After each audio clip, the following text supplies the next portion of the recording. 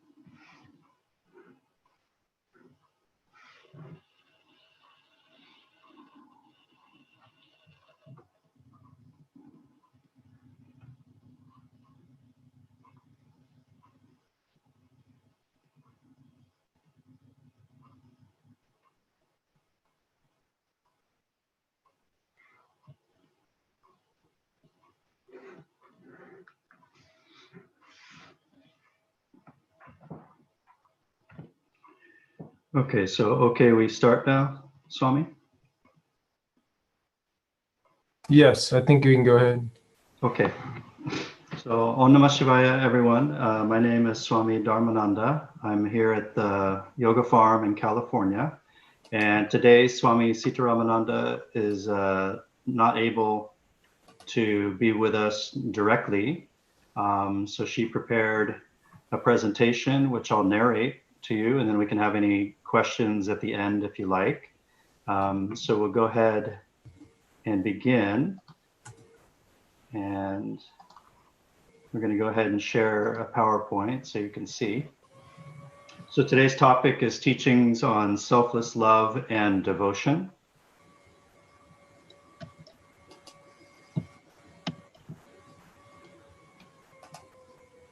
And we always want to acknowledge our lineage, the Master Swami Shivananda, Swami Vishnudevananda, pictured here. And here we are at the Yoga Farm in Grass Valley, California. So here it's early in the morning, and I think many of you are in Asia, so it's in the evening there. And we'll say the opening prayer. So this is the Gajananam prayer to remove obstacles. Om. Gajananam Bhutakanadi Sevitam Kapita Jambu Parasara Bhakshitam Umasitam Shokavanasha Karanam Namami Vigneshwara Pada Pankajam Shadananam Kunkuma Raktavanam Mahamatim Divya Mayura Vahanam Rudrasya Sunam Surasenyanatam Guham Saraham Sharanam Prapanye Ya Kundendu Tusharahara Tabala Ya Shubra Vrasta Vrita Ya Vina Veradanda Mandita Kara Ya Sveta Padmasana Ya Brahma Chuta Shankara Prapatipi Devai Sarapujita Sanam Patu Saraswati Bhagavati Nishesha Chachapaha Om Namah Shivaya Gurave Sachitananda Murtaye Nishprapanchaya Shantaya Shri Shivanandaya Te Namaha Shri Vishnu Devanandaya Te Namaha Om Sarvamangala Mangaye Shive Savata Sarike Sharanye Trayambake Gauri Narayani Namostute Narayani Namostute Om Shanti Shanti Shanti. Okay, Om Namah Shivaya. So there's a picture of Swami Sitaramananda, and we start the topic on yoga of selfless love and yoga of relationships. So we're addressing the question of how to transform our negative emotional patterns into selfless love through the practice of Bhakti yoga. And we want to learn how to do this in our daily life. We also discuss the yogic way of how to uplift and spiritualize our relationships. So we'll be understanding how to work with the negative emotions, and our mind is habitual. So we have patterns repeating themselves, emotional patterns, and also understanding the nature of our relationships. We're always in relationship. So why do we need to practice the yoga of relationships? We're all aspiring to be loved and to love all the time and 100% of the time, but we fail to feel that 100% of love all of the time. So we suffer from disappointment, loss, inner conflict. We have resentment, separation, feelings of separation, and also feelings of attraction. Which means we long and desire for certain things. We experience repulsion, emotional swings, and also suffer from the paradox of wanting to lose ourselves in love. Like we say, I want to fall in love. And yet at the same time, we want to keep control of our relationships. So on one hand, we're always wanting to completely let go. And on another hand, we're always wanting to hold on. So the problem is between the self, our own sense of self, and the other, and how to find ourselves through our relationships. So then we have to ask the question, what is love? And Swami Shivananda says that love is the goal of life. Love is the law of life. God is love, and love is God. To love is to fulfill the law. We live so that we may learn to love in the eternal. So this is alluding to the goal of life according to yoga, which is to know ourself, and ourself, our true nature is love. And so Swami Shivananda is explaining or reminding us that the goal of life is simply love and to learn how to love selflessly. So love prevails among saints and good men. And Swami Vishnudevananda said about love, Catholics, Protestants, Jews, and Arabs, white and black, we can live together. Educated people, uneducated people, contractors and businessmen, ordinary swamis and yogis, we can all live together, eat together, and speak together. We can live our life in a very universal way. This is love, universal love. So love is not desire. Happiness comes from love. True happiness is not just emotional and satisfaction of our desires, but the fulfillment of soul longing to be united with the Supreme. So what Swami Vishnudevananda talks about is finding peace of mind. And if you have peace of mind, you have happiness. It simply means look within to experience that happiness. It's not something outside of ourselves. We think that if we have a certain kind of relationship and that is meeting our expectations, then that is happiness. But it's still something that is externalized. And so as we move through the presentation, we see that the real relationship is with ourself within. So love is oneness, union, unity, and yoga. Our human condition is separation. We suffer from separation and we long for union. Our stories of love are the different stories of our karmic lessons unfolding, experienced as pain or pleasure. Yoga helps to free us from the suffering coming from this duality and this split we feel between self and others. So the human condition is separation. Means we identify with the physical body, and by identifying with the physical body, we feel separate from other physical bodies, and we take that to be our individuality. So our stories of love are the different stories of our karmic lessons, which means all the lessons we learn in life, these are the stories of love. And getting back to our true nature, ourself, and every experience we have in our life, we say we enjoy it or we find it painful or it causes suffering. These are all our karmic lessons unfolding. And as we experience each relationship, we are learning from these karmic lessons to know the truth of ourself. This is the spiritual journey or the path unfolding. So selfless love is to be learned. Our relationships are opportunities to learn selfless love. Selfless love means to see the self in others and see divinity in others as well as in oneself. It means not seeing the differences, but seeing the essence, the commonness that is one, realizing unity in diversity. So what is unconditional love? Unconditional love is selfless. Conditional love is selfish and emotional.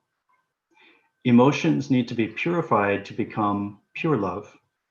Emotions come from our lower mind and our subconscious mind, which carries impressions of the past. Yoga teaches us to purify the lower mind and to activate our higher mind. So the lower mind being the subconscious mind, and this is the storehouse of emotions and past experiences. And the higher mind is the conscious mind, which can be like the parent to the child being the subconscious, and the higher mind is keeping the lower mind in check. So we say we can be aware of the emotions and learning how to control the emotions. So yoga methods teach us how to transform our emotions into devotion and pure love. So emotions versus love. Love is at the root of every emotion. Emotions are a form of love, but distorted. Conditioned love and egoistic love lead to negative emotions instead of bliss. So it's said that our true nature is love, unconditional, and any emotion that we experience is a distortion of that unconditional love, or a distortion of our true nature. So that's the egoistic love that we relate to typically because I want something from this or I don't want something from this. And that's when the negative emotions come up. So we aim to find peace to achieve love. Let's recognize our common negative emotions experienced in human relationship. Negative emotions are coming from spiritual darkness or tamas. Tamas is veiling, and egoism, rajas, and rajas is projecting. We need to be converted, or they need to be converted to positive emotions, sattvic emotions, and from there to pure love. So sattvic emotions are of the nature of balance and peace and harmony and light.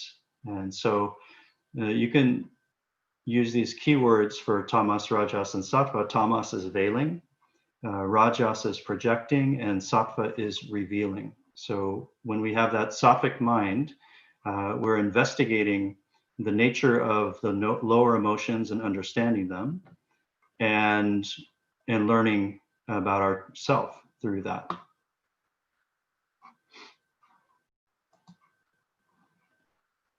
So anger comes from our unfulfilled expectation or desire. So this is the definition of anger, having a desire unfulfilled. Anger is a strong energy.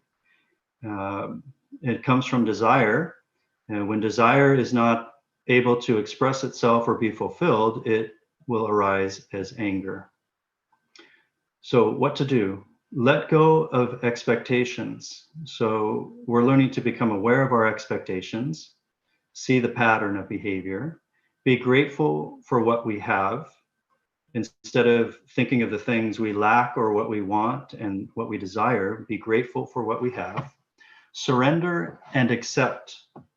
This is difficult for us to do, but learning to surrender for what is in front of us rather than what we want it to be. Letting go of control. Practicing patience. We often move very fast, we jump to conclusions. Practicing patience, take your time. Mitigate desire. Fear. Fear comes from attachment and can be paralyzing. There's different forms of fear. This is just a short list, but fear of death, which speaks to our sense of individuality. We don't want to lose that. Fear of being alone, fear of public criticism, and fear of loss or losing something. So the antidote to fear is to practice courage, to face the fear, to cultivate faith, faith in the self, the Atman, faith in the teaching, faith in your practice, detachment. Behind every fear is an attachment. So when we recognize a fear, we can ask ourselves, what is it that I'm afraid of losing? What is it that I'm attached to? And then we practice detachment from whatever that might be. Self-inquiry, inquire into the nature of the fear, inquire into the nature of the truth. Cultivate self-confidence, not in an egoistic sense, but in a sense of your own inner self, your intuitive self. And then self-reliance. Don't rely on others to solve the problem for you, the problem of the negative emotion, but becoming stronger and stronger within yourself.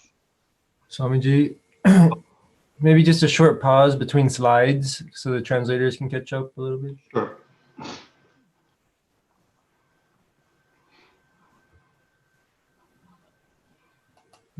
Okay. So the nature of attachment. True love is not attached, but actually is detached. When we can really love unconditionally, we do not expect anything to come back to us. We love for love's sake. True love is warm and yet not emotional, but is detached. Detachment does not mean rejection. Detachment is to be self-contained and understanding what you need for yourself rather than seeking outside of yourself for that. It means learning to see the true self that is love absolute and bliss absolute, and thus feeling fulfilled within that, not needing anything else.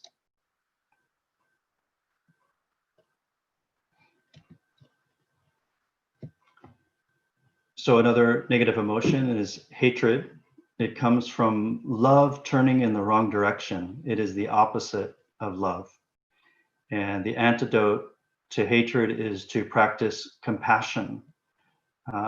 Compassion is very warm, higher emotion, feeling. It's selfless. It's connecting with another person, sitting with them. See the self in others, not focusing on the apparent personality, but going deeper and seeing your own self in others. To turn hatred around into love, practice selfless service. And selfless service is love in action. Yeah? So we say karma yoga is love in action. It's said it's not enough just simply to love, but it has to be put into action to fulfill that love. So this opens the knots of the heart based on egoism, that sense of individuality, and prejudices that corrupt love and turn love into hatred.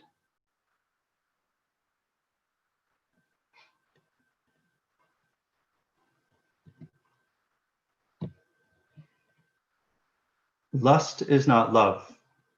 Lust comes from desire and passion manifested as sensual and sexual desire deeply ingrained as our instinctive habit. Lust makes you blind and commit sins. And the antidote to lust is devotion to the divine, always bringing your heart and mind back to the divine in whatever way you can.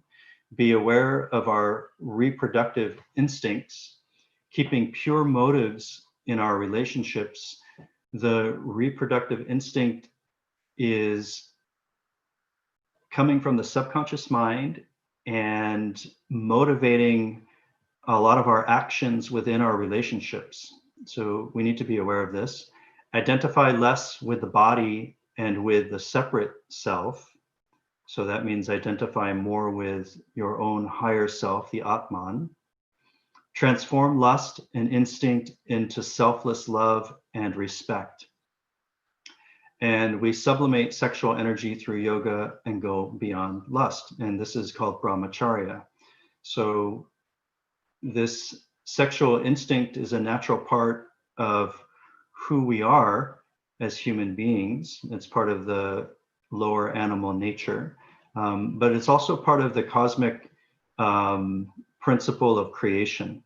And so when we identify more with the body and then these emotions of lust are coming up, it's our misuse of this principle of creation and not remembering the higher purpose. So we get lost in this reproductive instinct and the emotions that come along with it. And those emotions, lust won't come by itself, so it'll also be maybe with anger or possessiveness and so on. So sublimation means we take that energy and we channel it to a higher goal, or we channel it toward the divinity. So we are remembering our higher self, connecting to our higher self. So as the picture here, it's the Shiva Shakti, half male, half female. And you see the lion and the cow there, Shiva and Durga. That's their vehicles. And this is recognizing that we are both female and male at the same time. And your true self, the Atman, is transcending gender. Yeah. So we're seeking union not with another person, but we're actually seeking union with our own higher self. Yeah.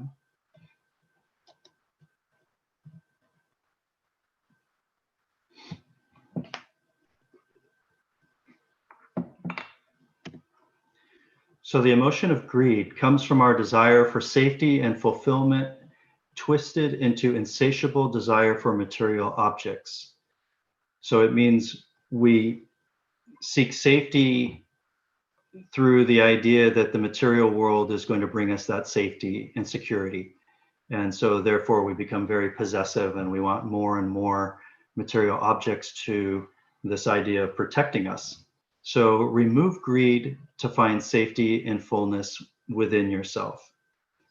So instead of going out shopping and possessing more and more material objects, instead turn that around and practice charity and giving to others. Practice contentment. That means to be happy with what we have and be pulling us back into the present moment through the practice of contentment. We don't think of the past, we don't think of the future, we're peaceful as we are. Practice gratitude. You can make this a daily practice, writing the 5 things that you're grateful for every day. It can be simply that I'm grateful that the sun came up today. I'm grateful that I have my family here. Whatever small thing it is, and you start to cultivate this feeling of appreciation for what you have rather than thinking about and projecting out all the ideas of what we don't have.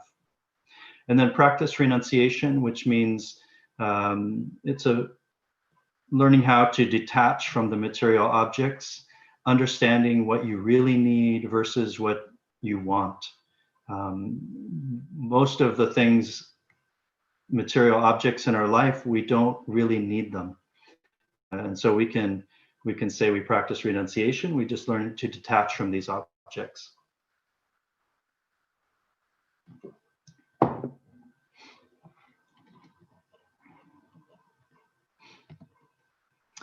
Envy. Okay, so this little boy is envious of the ice cream here. Envy comes from a lack of acceptance of our karma and what comes to us by God's will. So envy is to see what others have and we want what they have. It could even be, their life that we want. We like their lifestyle. Maybe some of the material objects they have, we wish we had them. And it's said that it's a misunderstanding of our own karmic situation that we experience envy. So how do you counteract envy? Through acceptance, turning inward and not comparing. The nature of the ego is always to be looking outward and to compare to others. That's the ego. So we're learning to accept, to withdraw into our own self and not compare to others. Remind yourself that everything is due to our own karma. We are all learning our own specific karmic lessons. It has nothing to do with anybody else. Everything is perfect as it is. Practice forbearance and humility and learn our own unique lessons. So forbearance means whatever the situation is, the experience is difficult and yet it's for me. And so I learn to endure that situation. I'm doing my best to learn from that situation and to be humble. So I know that there's a greater plan taking place or unfolding here, God's plan. And then remember God's love. Swamiji reminds us sometimes that the universe is not out to harm you. It's actually helping us. But the lessons can be very challenging sometimes. So we just have to remember that it's all part of God's love. The universe is loving us.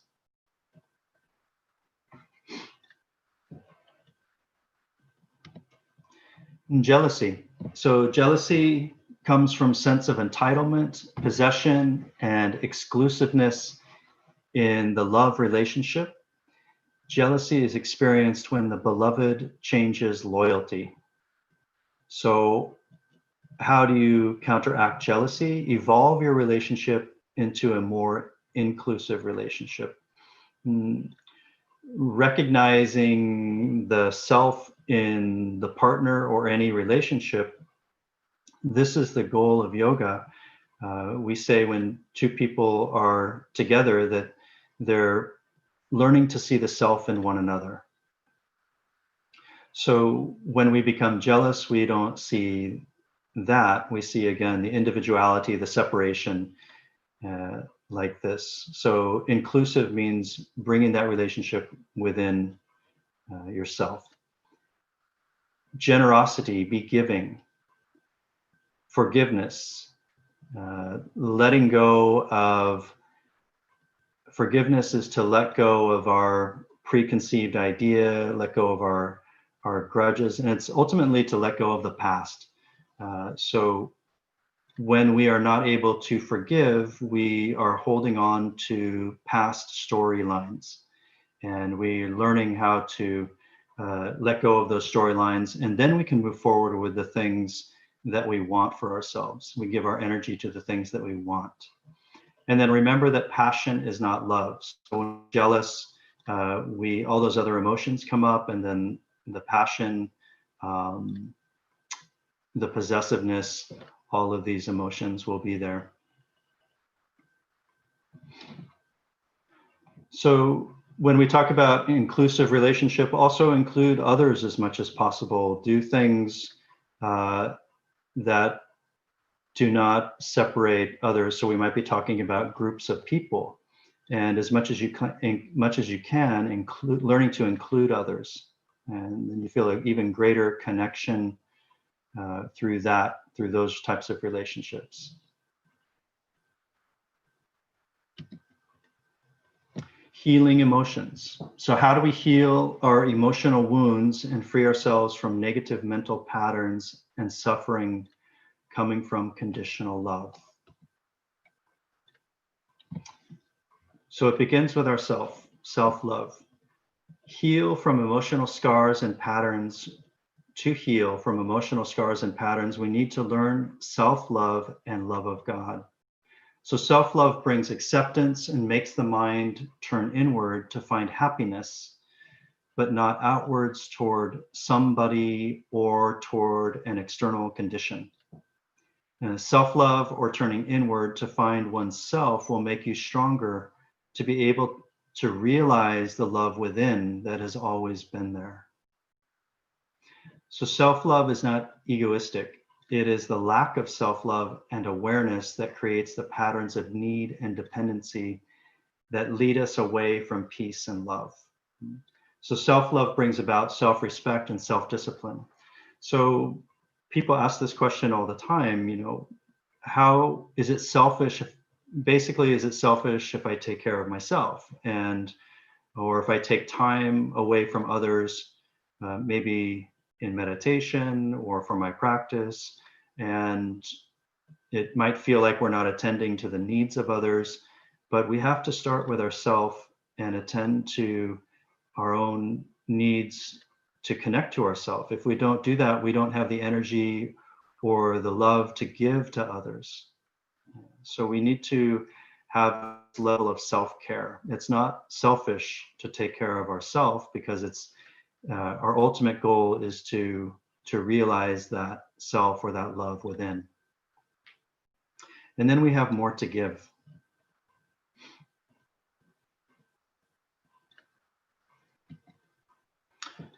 So love of God or devotion to the Supreme helps us to relax, to surrender or self-surrender, to become humble, to break through our egoistic limitations, our emotional patterns, and our identifications. It helps us to surrender the ego, to accept and heal our emotions. So this is Bhakti Yoga, and we focus our energy and our attention and our heart on God in whatever form, and remembering that God is in charge. So this is the practice of Bhakti Yoga, which is helping us to, we say, let go, and by letting go, we're learning to relax.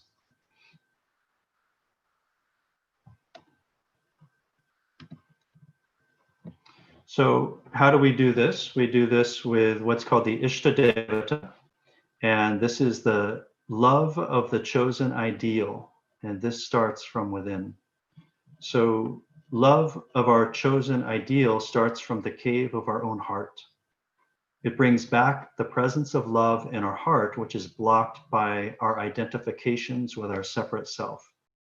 So those identifications, we're constantly looking outside of ourselves and projecting outside. So love of our chosen ideal is a most intimate, sacred feeling and not a display or social conformity. So the Ishtadevata is your personal chosen form of divinity, whatever that may be. It could be Krishna, could be Durga, Shiva, could be Buddha, could be Christ. It's the most personal relationship you can have because it's between you and God in whatever form that you take it to be. So it has nothing to do with anything outside of you, and it has nothing to do with anything that anyone else is doing. It's for you.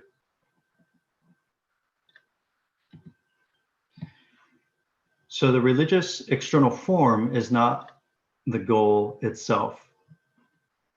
Love of that chosen ideal transcends religious conventions and rituals. It comes from within and cannot be imposed from the outside. It is our own inner aspiration and longing for union. Attachment to external form or religious symbols is just a help and not a goal in itself. Through unconditional love and self-surrender, we transcend form and ritual and come closer to God or pure love itself. So here you have a beautiful picture of Parvati doing puja to the Shiva Lingam, which is the external form representing Shiva. And you see Shiva giving the blessing back to Parvati like this. So it's through the ritual and the form that we actually create or have an inner experience of that divinity. So from the outside, it might look like a rock or a stone, but the lingam is a symbol of something higher than that. And so this is something that we feel inside of ourselves.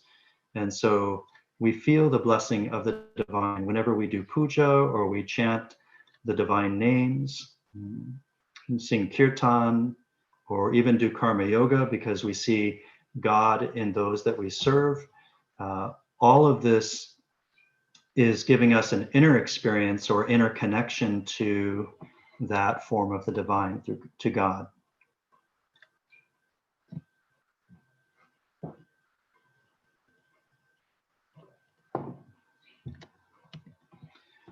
So the chosen ideal must be pure.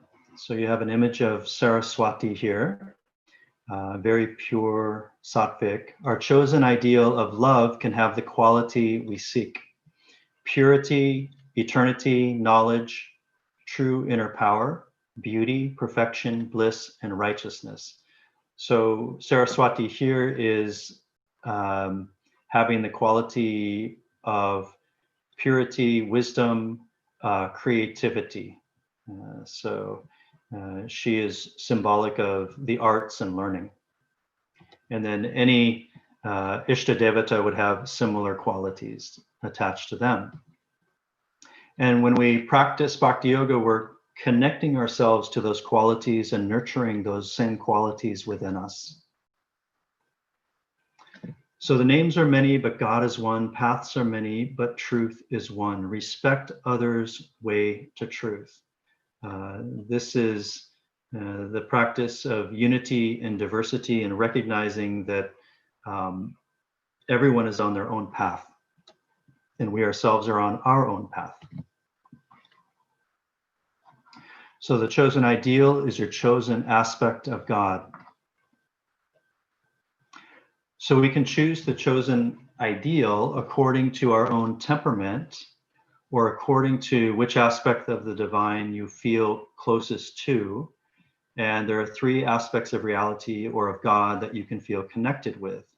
And so sometimes we refer to this as the Trinity, but this is the creative aspect or connection to the creator. And these are, the deities are Brahma, and the feminine aspect is Saraswati.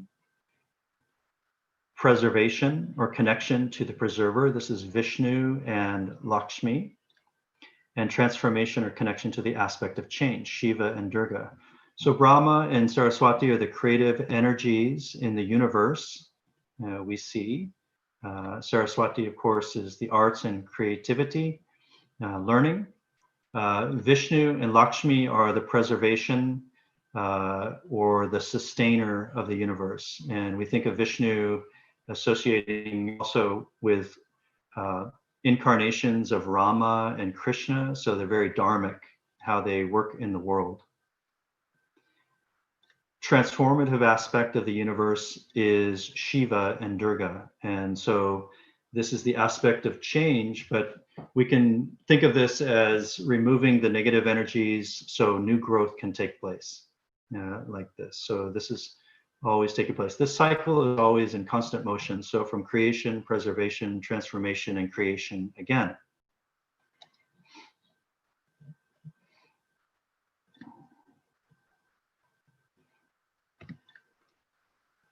So the chosen ideal can be the divine mother energy. You see the divine in the energy of nature or energy of consciousness. Devotion can be to the divine mother, the divine manifestation underlying all life. So choose to identify her as Saraswati. The Shakti of Brahma means this is the feminine aspect, we call the Shakti, which is the aspect of manifestation or creation. It is the universe itself. Saraswati is the energy of intelligence, knowledge, creativity, and wisdom.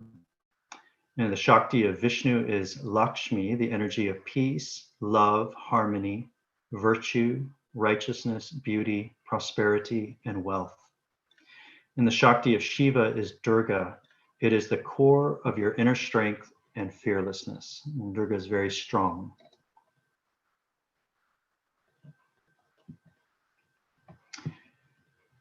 You can call upon and remember the name of the beloved through mantra repetition. Every aspect of the divine has a corresponding mantra which can be considered as the name of the divine. Mantras for peace, to remember our connection and our oneness. So these are mantras that we can repeat to bring back that sense of peace in our heart and our mind and connect us to the divine. So Om Namo Narayanaya, this is the chant that Swami Vishnudevananda used for peace in the world. We say inner peace leading to outer peace. So this is a Vishnu mantra, Om Namo Narayanaya. Om Namo Bhagavate Vasudevaya, the name of Sri Krishna, the Lord of Love. Om Shri Durgaye Namaha, this is the mantra of Mother Durga, and removing fear, and who loves and protects you like your mother. Okay, so these are the mantras that you can use at any time, any place. So repeat God's name or mantra daily to keep the divine connection and purify the mind from other attachments. So the idea is we're using the mantra to work with the mind and the emotional or the negative emotional patterns that are there in the subconscious. And when those patterns begin to bubble up, we want to repeat the mantra and calm that energy down and tune to a higher energy. So this is the use of mantra. Yoga of relationships is to be practiced daily with everyone. Learn to see God in our daily interactions and relationships and to cultivate selfless love, thus growing in closeness to what we long for and growing in oneness to our ideal of pure love. So we all have desire for our relationships to be a certain way, certain feelings, and it's really a practice. And so we practice seeing God in our interactions. The person in front of you is God. And we cultivate this selfless love. So we practice gratitude and giving and charity as much as we can. This is what will remove the separation, and we'll feel closer to everyone. So cultivating divine closeness. Develop internal feeling towards the divine called bhava. Bhava means inner feeling. And it's an inner attitude. This will help to sublimate or transform our selfish attitudes. So there are different bhavas. Find your type of divine connection. This is based on your preferred human relationship pattern applied now to the pure ideal. So we have relationship to our friends, we have relationship to our parents, and we want to apply that accordingly. So you can be the friend of God. So that's the friend here. And so this is like Arjuna and Krishna at the beginning of the Bhagavad Gita. Arjuna is close to Krishna. He feels like a friend to him. And so it can be very, he goes to his friend for advice and for understanding. The parent-child relationship, the divine mother, so Mother Durga, for instance, or Saraswati or Lakshmi, and we are the son or the daughter. We're like the child to the mother. Or it can be the husband-wife relationship. This is symbolized by Radha and Krishna, like this. Or you can think of the Christian nuns who they marry themselves to Christ, like this. The lover beloved, this is also Radha and Krishna. It's unconditional love. The lover and beloved is the constant expression of pure love. Let's say like this. So the lover and beloved is like Krishna is the love, and we express our love to Krishna, and by virtue of that, we find union with Krishna. So we become the love that we seek. And the servant and the master, we are the devotee serving God. So this is exemplified by Hanuman always serving Rama. And everything that Hanuman can achieve is through his devotion to Lord Rama. If it's not for Rama, he won't be able to do it.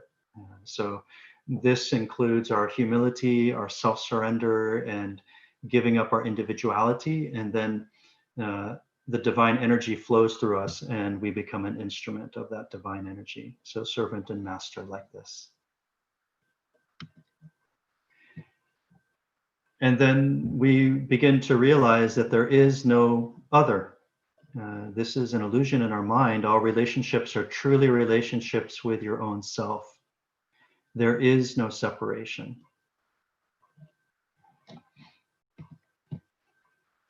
And so we're learning love. Problems in relationships are learning lessons of our karmic emotional patterns. So we have many relationships that are playing out every day. Every person we meet is another relationship. Every object that we come into contact with is another relationship. And we're learning to recognize our karmic emotional patterns within each of those relationships and how to work with them. So we're learning how to love.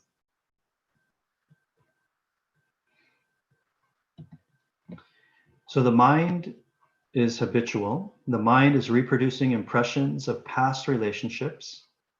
We carry with us patterns learned in childhood and past lives. And you can see that through those past relationships, we develop many preconceived ideas, many expectations, and many desires. And so we keep living and acting according to those past impressions in our mind. It's like we want to reproduce them and fulfill our desires based on those past impressions. And so we get stuck in this cycle.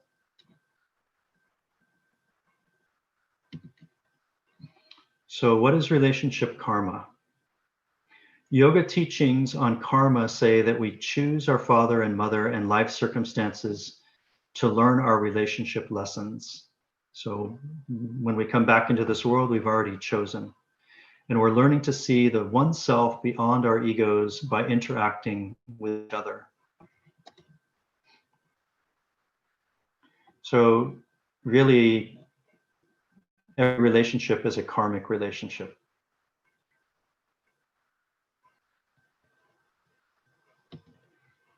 Discipline of mind and heart.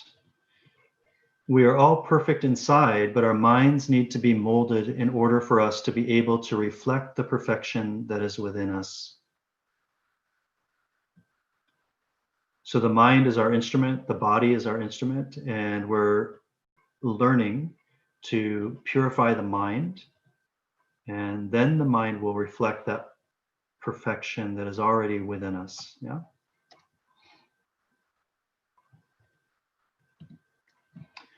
So through the practice of self-inquiry, we become free from the past impressions and correct the pattern of reproducing past relationships. So self-inquiry, we can say, is asking the question, who am I? And then many questions follow this.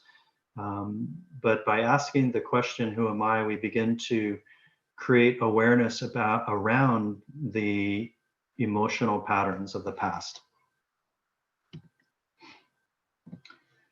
Finding relationship with love itself beyond names and forms. Cultivate divine love in relationships to free us and achieve lasting happiness. Apply the 9 traditional ways to sublimate emotions into devotion and overcome egoism according to the teachings of Bhakti Yoga. So we will now go through the 9 modes of Bhakti Yoga, which are the practices of Bhakti Yoga. So 9 traditional ways to cultivate selfless love in daily life. Listen to inspiring divine stories. So what does that mean? How do I apply that? We develop the capacity to listen to others without judgment.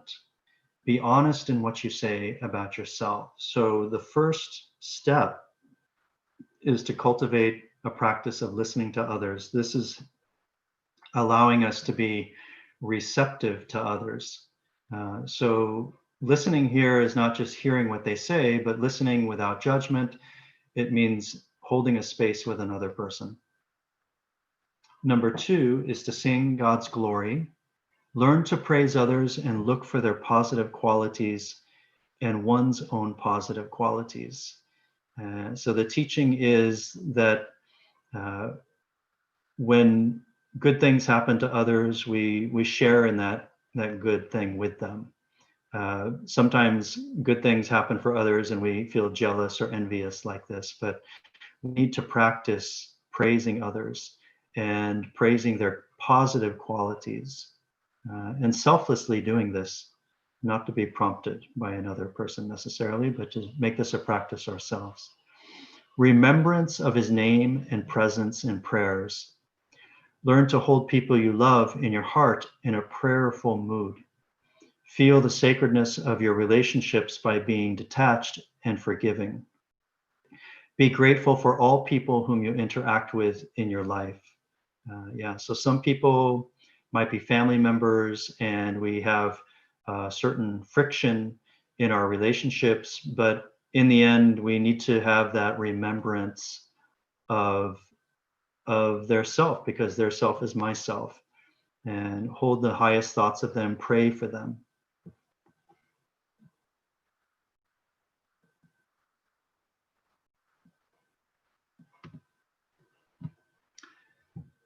So spiritualize your life as we continue. And these are all practices to spiritualize our life. Number 4 is service with humility. Learn to actively serve everyone as God, whether you like them or not. And so this is a tough practice for us sometimes. Even if someone is consciously being difficult or negative toward us, we need to learn to practice humility and even to serve that person. And the best way to break through the sense of separation that we feel is to serve those people that we don't necessarily want to serve. Swami Shivananda says you have to serve the whole humanity. So we cannot pick and choose who we serve. We need to serve all. Number 5 is worship. Learn to see God in your relationships. Offer your time and presence and beautiful gifts as if they are being offered to God. So be selflessly giving to others and making it worship means we don't expect anything to come back to us. So we just offer it selflessly. And then offering prostrations. Learn to give the utmost respect to people you encounter or people surrounding you, no matter who they are. So it doesn't mean we have to physically bow down to others, but mentally or from our heart, internally, we prostrate to others. So we give them respect. We may not respect some actions that they do necessarily, but we respect them as our own self. They are divine as we are. Apply devotion in daily life and cultivate the feeling of being a servant of God. Learn to develop an attitude of self-sacrifice. So this is moving deeper into karma yoga, and service or selfless service is known as self-sacrifice. We give up our own interest to help others. This is selfless service. Cultivate feelings of friendship of God. Learn to open your heart equally to all, without ulterior motives in discriminating who is higher or lower than you. So as we go through this list of the 9 modes, you see we began with listening and then praise, and now we're getting to more subtle experience where we feel so close to God. God is our friend. And so God is everyone around us, so everyone becomes our friend. We don't have ulterior motives. We're not seeking anything from anybody. We can just be practicing presence with them. And then complete self-surrender. Learning to accept all things happening to you with equanimity, removing our likes and dislikes, and overcoming our own expectations. Letting go of judgment about anything done by yourself or others. Yeah. So this is a very, very high practice. Simply this, to surrender, like the kitten in the mother's mouth. The kitten completely relaxes, understanding that God is in charge. Everything is happening for a reason, and remembering that everything is happening for the best, even though it doesn't agree with our mind or our expectations. Yeah. So when we can practice equanimity and let go of judgment, everything is fine. Everything is perfect.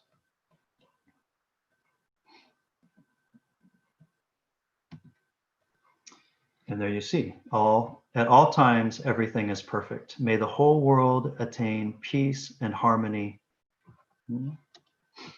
So I think we can, if anyone has any questions, we can take some questions. There was a question coming in earlier. I can read it off too. Okay.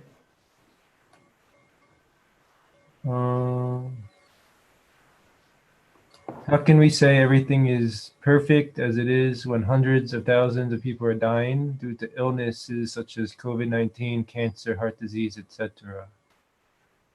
Yeah, this is the big question. We all ask this question. Why is there suffering in the world?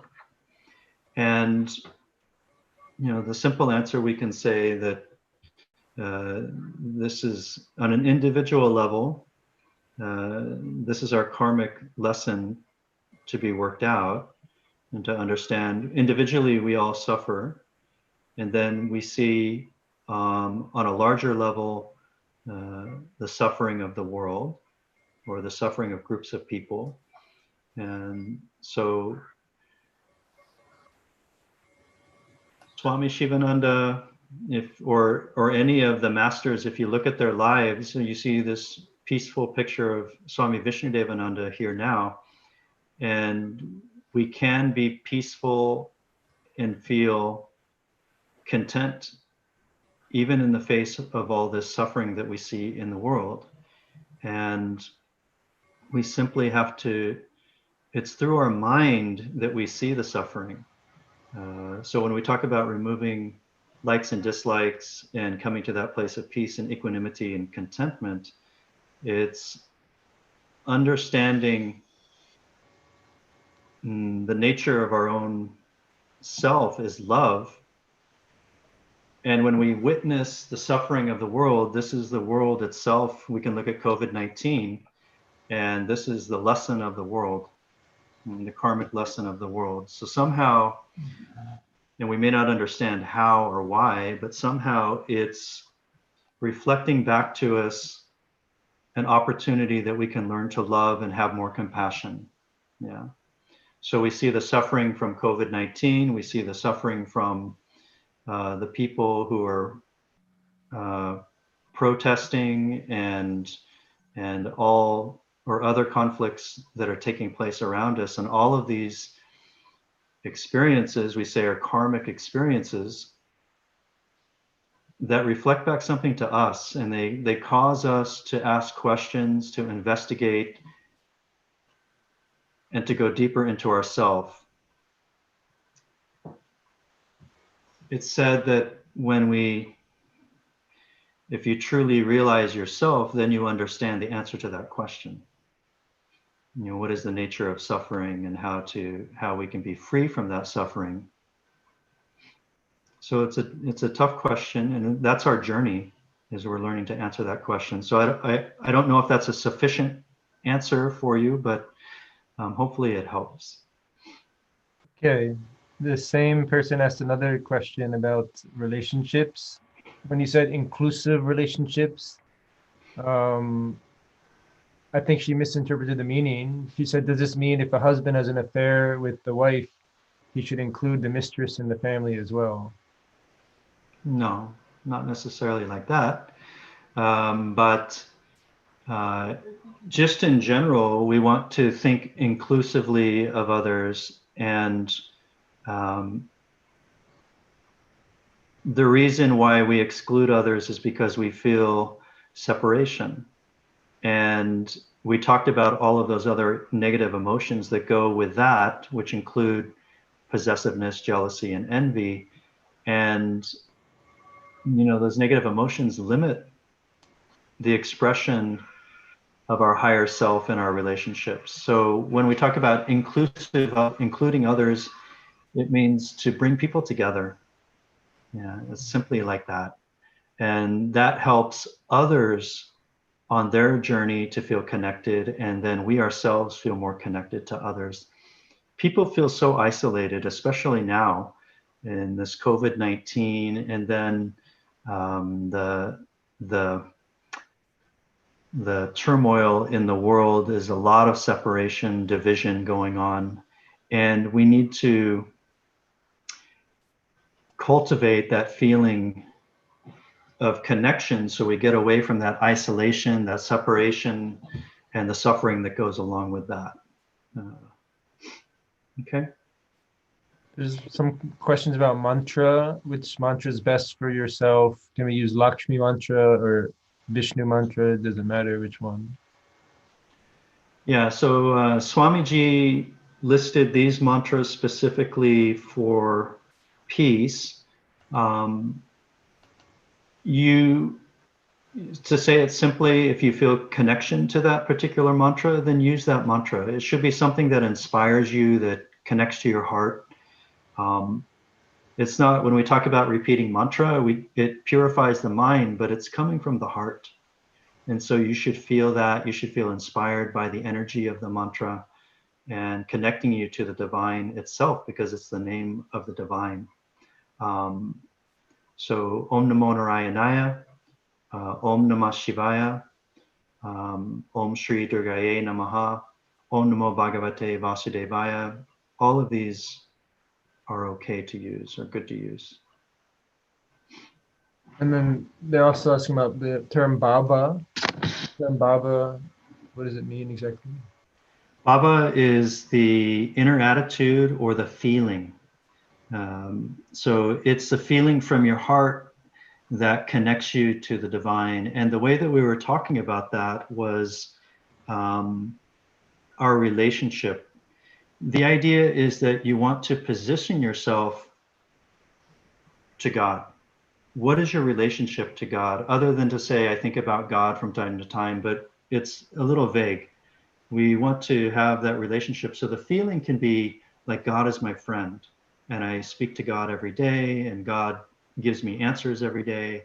Or if if God is taking the form of the Divine Mother, and I think of God as Mother Durga, and so she's like the mother to me, and I'm the child. And so, like that kitten in the mouth, we surrender to the mother. She's taking care of me.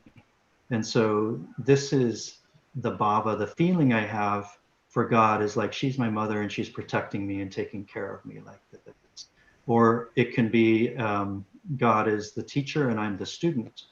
And so that is the nature of my feeling toward God like this. Okay. Thank you. Another person is asking about living with someone who has a mental health problem, and then they're wondering if they need to take care of her or leave them to take care of themselves. And then she said she's screaming, shouting all day long. So it sounds difficult. Yeah. So, we can't tell you what to do, but, you know, it, we have our duty to the family. And so, the teaching says we can't abandon our duty. Uh, Now that can look different ways because maybe if someone has a mental health issue, there are services available to them. So you might find ways to connect to those services that can help.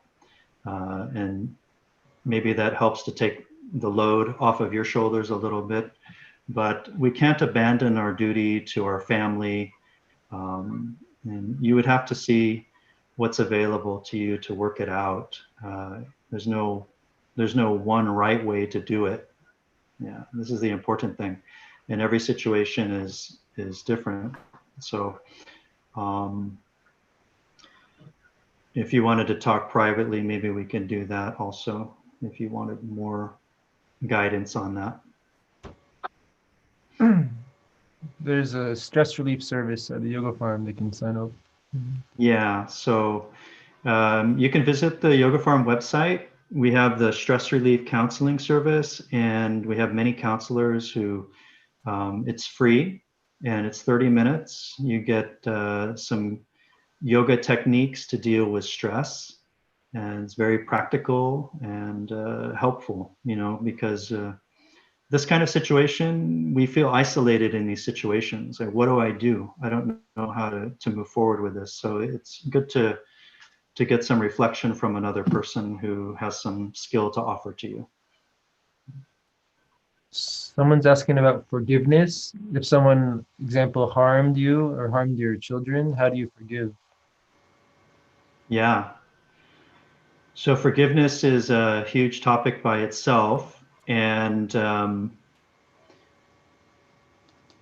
according to the teaching of Fred Luskin, he's an expert on forgiveness. He says that when these things happen, like someone's harmed us, we form a grievance story. And the grievance story is what happened. It becomes what happened in our mind. And we keep referring to that past experience. And so we're stuck in the past because we hold on to the grievance story.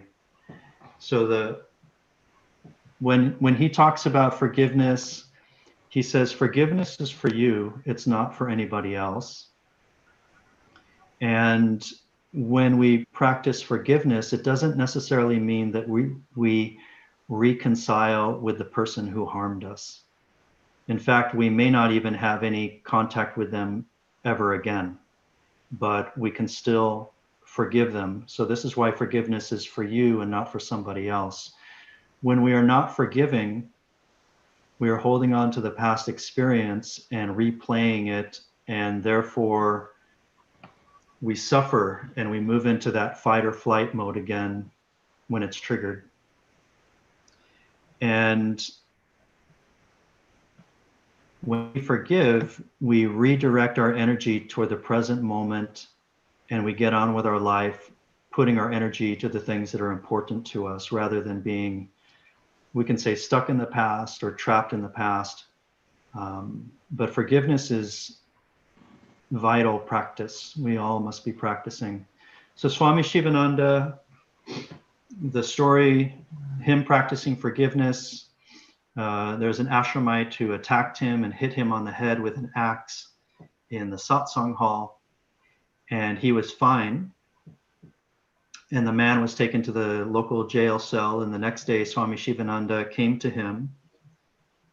Swami Shivananda bowed to him, gave him flowers, gave him prasad, and that is a very high act of forgiveness, because the man tried to physically harm him or even kill him. It could have been like that. And Swami Shivananda said, God came to me in the form of my attacker.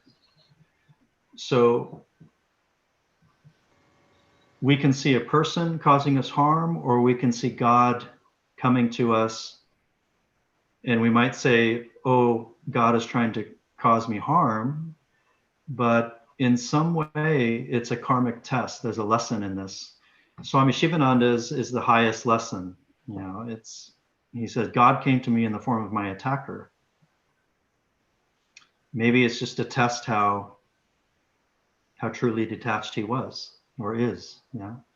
So all of these relationships, and these relationships we might call unhealthy or harmful, is still God with us. And it's somehow showing us or leading us to understand something about ourselves that we don't otherwise know. And this is the way how we would learn. Okay. There's a couple more questions. Meditation daily, what do you recommend for start time? How long?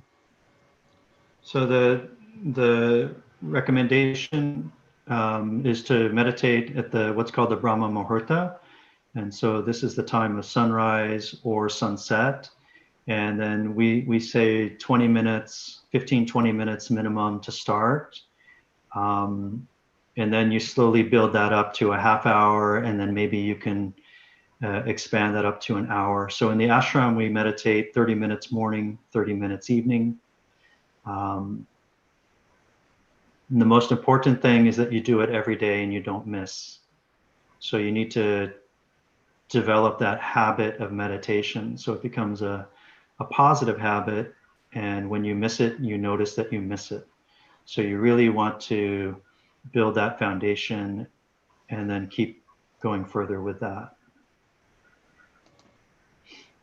How do you understand the difference between karma yoga service and serving at the expense of yourself without losing yourself and your If it's karma yoga, you will never lose anything.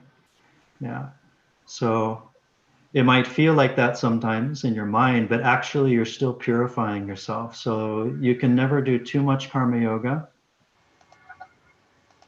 but you do need to, and you will learn through your practice, you learn to step back from time to time to recharge yourself. Why do you recharge yourself? So you can do more karma yoga. You have to think like that. So everything is managing prana. It's giving prana. The more you give, the more you get.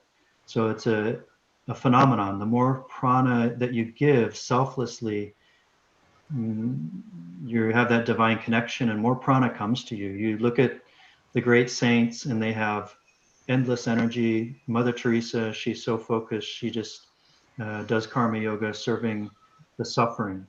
Yeah. And it's transformative. It transforms our nature. It purifies the mind. I say transforms our nature. It returns us to our true nature. So we become expression of our true selflessness, like this, the selfless nature. So just keep giving, and then rest a little bit and give some more. Okay. Shouldn't spiritual people who are aware and kind and compassionate lead the nation? That's a comment or question. I don't know. Okay. It's a good question. In the traditional Vedic culture, the king would always have a spiritual advisor on hand to give guidance. Yeah, so you see that in modern life because the leaders go to church, but I don't know how much they're following any spiritual guidance. That's another question entirely. So it seems that it would be helpful to have wise guidance available. Yeah. But it is part of the tradition like that. Okay, a couple more. Saying that things are perfect, isn't that different than reality? Shouldn't we actually be taking action to reduce the suffering? Yeah. Yeah, so perform selfless action. When we talk about perfection, we say, the world is perfect. We also say the mind is imperfect. So it's a matter of seeing the truth, and we're learning to see the truth because everything we perceive is through our mind, and the mind is imperfect instrument by itself. But as we purify, we begin to see the perfection. What does that mean? That means as we purify the mind, even if something negative is happening around us, we can still maintain a positive, loving attitude. We can see that even though there's lots of environmental damage in the world, we can see the beauty in everything as well. We can see that actually everything is God's creation. There's nothing that's not God's creation. So how do we explain this? Yeah, we see all the pain and the suffering and the problems in the world, and yet everything is God's creation. So from the Bhakti yoga practice, we see that also that God is in charge, and God is unfolding his lila, his play, and we're part of that play, and everything that we experience. And so then the question is, well, what do I do about it? Do I become an activist? Or instead of becoming an activist, can I say I become a servant of the divine? And what does that look like? You look at someone like Gandhi and you can see this example. You look at Martin Luther King and you see this example. But it's a response from the inside toward the suffering of the world rather than from the outside in, if that makes sense. So it's an inner calling that motivates us according to the suffering that we witness and experience. But to become an activist is one thing, and to become someone who's acting or motivated by a higher truth is something else. Yeah. So we can go out and help the world, but we want to do that as an expression of love rather than an expression of anger. So you see Mother Teresa, she acts out of love. She sees a problem and she just commits her whole life to that problem and acts out of love. Gandhi acts out of love. Even though it looks like political action, he's acting out of love. Martin Luther King acting out of love. Looks like political action, but it's out of love. So think about this, because if we want to make change in the world, we want to do it from a place of peace and love and our own higher self, rather than a place of anger and other emotion that would actually be an obstacle to our expression of that love.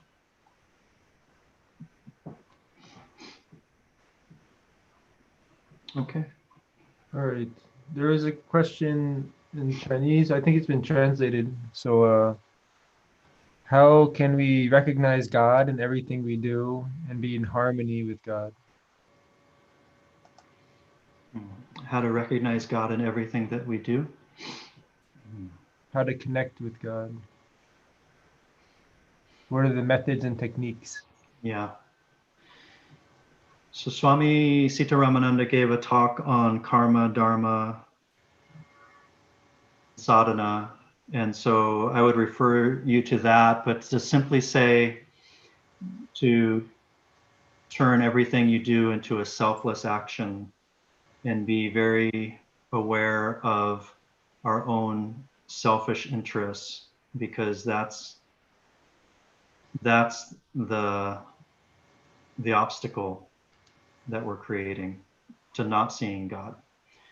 So just turn it around to selfless action as much as you can in everything, and that will help you. The 9 modes of bhakti that we just reviewed, that will help you see God in everything and everyone. Okay. All right. I think that's just about it. Someone follow up on the meditation question. Is it like asanas? Do you do asanas first or meditation first, or does it matter the order? So the ashram schedule here, we practice meditation first in the morning, and of course that's satsang. So we have meditation, chanting, and a talk, and then we practice asanas and pranayama. But you would have to adapt your practice to your conditions there and see how it works for you. If you meditate after pranayama, that's very nice because the mind is already more calm, so it's very helpful. Yeah, and also the asanas beforehand is also helpful. Yeah. Okay. All right.